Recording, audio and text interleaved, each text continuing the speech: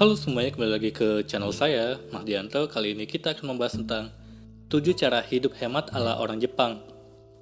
Sudah jadi rahasia umum bahwa cara hidup orang Jepang telah menginspirasi banyak orang. Pasalnya, krisis ekonomi dari bencana alam menyebabkan masyarakat Jepang harus menerapkan cara hidup hemat demi bertahan hidup. Apalagi biaya hidup di Jepang terbilang sangat tinggi, mulai dari biaya tempat tinggal hingga biaya parkir yang mencapai 800 yen atau sekitar 100.000 rupiah per jam. Cara menghemat uang ala orang Jepang tak hanya mampu membuat tabungan menumpuk, tapi juga bisa membuatmu tetap kaya meski di akhir bulan. Penasaran? Mari ikuti 7 cara menghemat ala orang Jepang berikut ini. Yang pertama, menggunakan transportasi umum. Sebagai salah satu negara produsen mobil yang cukup besar di dunia, lalu lintas di Jepang justru tidak ada apa-apanya dibandingkan dengan Jakarta. Salah satu alasannya, mayoritas masyarakat di Jepang lebih memilih menggunakan transportasi umum dibandingkan kendaraan pribadi. Sekalipun penghasilan yang mereka miliki cukup untuk membeli mobil, ada beberapa pertimbangan yang membuat kendaraan umum jadi pilihan banyak orang Jepang. Kedua, tekan biaya sewa tempat tinggal. Untuk pemilihan tempat tinggal, banyak warga Jepang yang memilih tinggal di hunian sempit. Alasannya, selain biaya sewa yang lebih terjangkau, biaya perawatannya pun lebih murah. Sejalan dengan hal tersebut, banyak pakar keuangan yang menyarankan agar pengeluaran sewa tempat tinggal tidak lebih dari 25% pendapatan bulanan.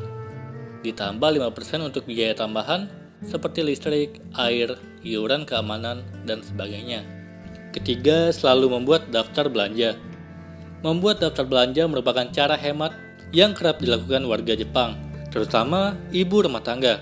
Sesampainya di toko, mereka langsung menuju rak produk yang diperlukan. Dengan begitu, mereka tak menghabiskan waktu untuk melihat-lihat produk lain dan berakhir membeli produk yang tidak dibutuhkan. Cara ini sangat efektif untuk membuat anggaran belanja tidak over budget, sekaligus memastikan tidak ada kebutuhan yang lupa dibeli. Keempat, selalu membeli botol minum. Saat ini harga sebotol air mineral sekitar 3-4 ribu. Jika dalam sehari kamu memerlukan 3 botol air mineral, maka kamu perlu mengeluarkan hingga 12.000 rupiah. Namun membawa air minum sendiri bukan hanya menghemat 12.000 rupiah itu, tapi bisa lebih besar lagi. Ada sejumlah dampak negatif yang menuai penyesalan saat tubuh tidak terhidrasi dengan cukup. Misalnya, dehidrasi membuat kita sulit mengambil keputusan dengan baik. Alhasil, bisa jadi keputusan yang diambil memberikan kerugian yang tak sedikit.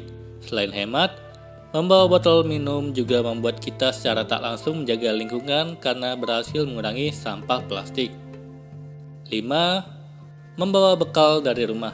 Ada budaya membawa bento alias bekal yang disiapkan oleh orang tua untuk anaknya, ataupun seorang istri untuk suaminya.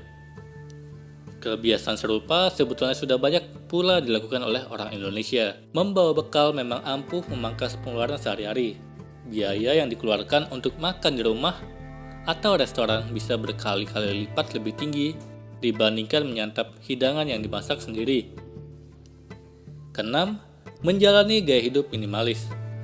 Gaya hidup minimalis ala Zen jadi pilihan banyak warga Jepang. Ajaran ini menekankan pentingnya kesederhanaan yang bisa membawa ketenangan pikiran. Jika kalian memperhatikan channel saya, kalian pasti sudah paham apa itu gaya hidup minimalis. 7. Seni menabung dengan teknik Kakeibo. Teknik ini diyakini ampuh membuat tabungan bertambah hingga 35% tiap bulannya. Meski begitu, metode Kakeibo sebetulnya cukup sederhana. Kuncinya adalah memisahkan pengeluaran dari tiap pos menggunakan amplop dan buku catatan. Selain mencatat pengeluaran secara spesifik, kunci teknik Kakeibo terletak pada pemisahan pos pengeluaran, yaitu dengan menggunakan amplop. Ketika amplop untuk satu jenis pengeluaran habis, kita dilarang menggunakan amplop untuk yang lain dan harus menunggu hingga bulan berikutnya. Teknik memisahkan pengeluaran menggunakan amplop seperti ini secara psikologis diyakini mampu memudahkan kita mengontrol pengeluaran. Inilah 7 cara hidup hemat ala orang Jepang. Apakah sudah siap menjalaninya demi membuat tabungan semakin bertambah dan mengurangi stres kita? Semoga bermanfaat. Selamat mencoba. Kali ini kita akan membahas tentang tips dari Marie Kondo mencari kebahagiaan lewat beres-beres. Kamu pasti pernah mendengar tentang Marie Kondo. Dalam beberapa tahun terakhir, nama Marie Kondo sering disebut-sebut di berbagai media. Bagi kamu yang belum tahu, ia adalah seorang konsultan bersih-bersih rumah asal Jepang yang membantu kliennya memilih dan membuang barang-barang yang sudah tidak membawa kebahagiaan dalam hidup. Ia juga memperkenalkan metode KonMari yang menjadi prinsip bersih-bersihnya dan telah berhasil mengubah rumah para klien yang berantakan menjadi tempat yang lebih nyaman untuk dihuni. Kalau kamu bertanya, apa arti dari KonMari? Sebenarnya tidak ada arti khusus di dalamnya. KonMari hanya diambil dari singkatan nama Marie Kondo, mungkin agar lebih mudah diingat bagi para penganutnya.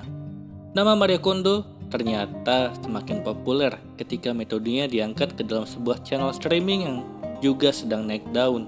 Alhasil metodenya ditonton oleh jutaan mata di seluruh dunia.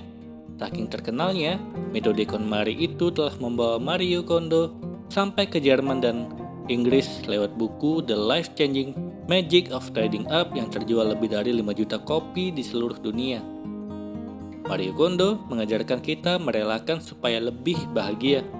Beberapa orang yang tergolong sentimental senang menyimpan memori dalam suatu benda. Hasilnya mereka akan menyimpan barang-barang tersebut karena mengingatkan mereka pada kenangan yang indah. Mari jujur pada diri sendiri. Apakah kamu termasuk orang yang senang menyimpan benda atau tidak? Marie Kondo mengajarkan kita untuk merelakan barang-barang itu untuk pergi dari rumah. Selain membuat ruangan menjadi sempit, barang-barang tersebut tidak lagi membawa kebahagiaan untukmu karena tidak lagi berfungsi. Lagi pula kenangan indah bisa selalu kita ingat dalam pikiran. Prinsip utama metode KonMari. Membersihkan rumah berdasarkan metode KonMari dipercaya bisa membawa kebahagiaan. Kalau kamu termasuk orang yang suka beres-beres rumah, pasti merasakan betapa menyenangkannya hal itu.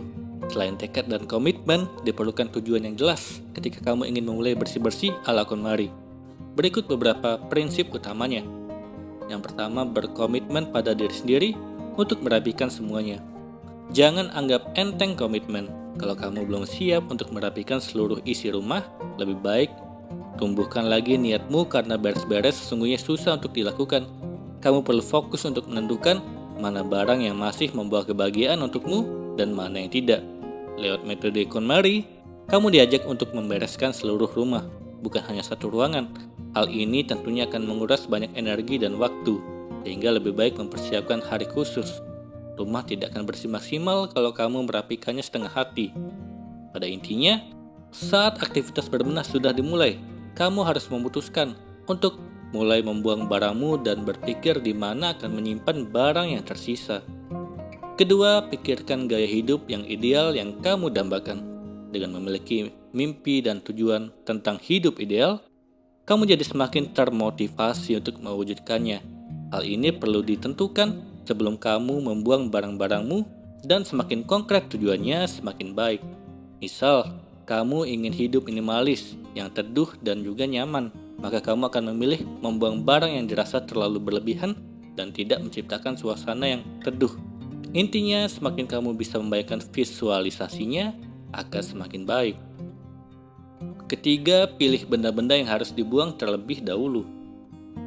Ketika kamu beres-beres dengan metode KonMari, kamu akan dihadapkan pada pilihan untuk merelakan barangmu. Simpanlah barang yang masih memiliki fungsi dan membawa kebahagiaan untukmu, sehingga rumahmu diisi dengan energi positif. Janganlah memikirkan hal-hal yang tidak membuatmu senang, karena kamu hanya mengundang ketidakbahagiaan dan energi negatif ke dalam hidup. Selain itu, Marie Kondo juga mengajarkan kita untuk berterima kasih kepada barang-barang yang akan kamu bereskan, karena barang itu telah memberikan manfaat bagi kita untuk sementara waktu. Keempat, bereskan berdasarkan kategori, bukan lokasi. Sebelum menemukan metode yang tepat dalam beberes, Marie Kondo ternyata lebih dahulu mencoba berbagai teknik bersih-bersih. Bertahun-tahun Marie Kondo rutin membereskan rumahnya. Ia biasanya membuat jadwal saat berbenah. Ketika hari ini ia membereskan dapur, maka besok ia akan membereskan kamar mandi, dan seterusnya. Hal tersebut terus berlangsung hingga Marie Kondo akhirnya sadar bahwa berbenah berdasarkan lokasi adalah salah besar. Kenyataannya banyak orang yang senang menyimpan barang-barang berkategori sama di berbagai tempat.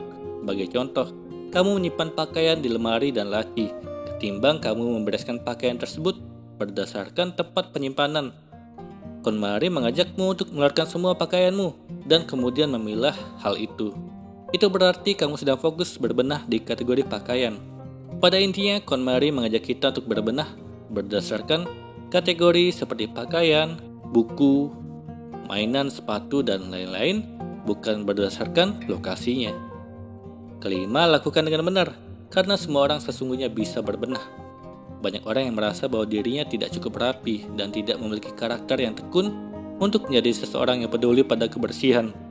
Padahal menurut Marie Kondo, berbenah tidak memandang karakter yang kamu miliki. Siapapun bisa mulai berbenah kalau mengawalinya dengan membuang benda-benda yang ingin dibereskan. Marie Kondo telah melakukan analisis bertahun-tahun terhadap kliennya yang memiliki berbagai latar belakang dan karakter. Ada yang termasuk ke dalam tipe yang tidak tega membuang, tipe lalai mengembalikan, maupun tipe kombinasi yang tidak tega membuang dan juga lalai mengembalikan. Kunci utama yang menjadi solusinya adalah membuat keputusan untuk membuang barang terlebih dahulu. Keenam, tanyakan dirimu, apakah hal tersebut membawa kebahagiaan? Ketika kamu sudah mulai terbiasa melakukan kegiatan berbenah tersebut, jujurlah pada diri sendiri. Apa yang kamu rasakan? Bagaimana metode KonMari berdampak kepada kehidupanmu? Kita semua pasti menginginkan hidup yang lebih bahagia, apalagi di rumah sendiri. Kamu perlu merasa nyaman dengan keputusan yang telah kamu ambil. Kalau kamu merasakan penyesalan, berarti ada yang salah karena kamu tidak membawa kebahagiaan ke dalam rumahmu. Percayalah, kamu telah membuka lembaran baru kehidupan ketika kamu mulai berbenah. Dengan rumahnya rapi, semoga hidup menjadi lebih baik. Itulah beberapa hal yang perlu kamu tahu tentang Marie Kondo. Metode berbenahnya bisa kamu terapkan di rumah supaya hidupmu semakin dipenuhi kebahagiaan. Jangan takut untuk membuang barang-barang yang sudah tidak terpakai. Semoga ini bermanfaat. Sekian dan terima kasih.